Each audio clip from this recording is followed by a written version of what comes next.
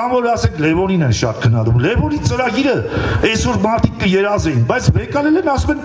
Նիկոլը ասում է Լևոնի ժառանգորդն է, Լևոնի ծրագիրը արեց։ Լևոնը ինչ ասեց։ Վախտին հելավ ասեց ախպեր, քանի մենք հաղթող ենք, որոշ բաներ Լևոնը դա ասում էր շահեկան է, մենք ավելի լավ է հիմա հանձնենք մի մասը, պայլով մյուսը,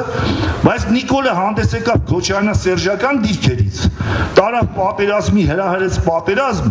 ու հիմա հետո նայեց ես մի բան ասեմ, այս հետևանքները որ կա, սա էլ ասեմ ու ավարտեմ։ Ես սա էլ եմ Արեթունեցի ասեմ, իմիջիայլոց ասեմ, բանը Նիկոլ Փաշինյանը,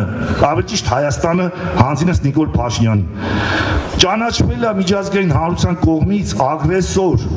որը Լևոնի ջանքերով չստացվեց, չճանաչեցին Հայաստանին ագրեսոր, որը կարողացան դաժե այդ նույն, այսպես կոչված Դավաճան Քոչարյանն ու Սերժն էլ պահել, որ ագրեսոր չճանաչվի։ Դրա համար միջազգային հանրությունը կարողանում էր կռիվը հետաձգել կամ քարորյան կանխել։ Որտեղ ասում են իրանք համաձայն են կան այդ կոմպրոմիսի տարածքները տան, ինչ որ խնդիրներ առաջանում չեն կարող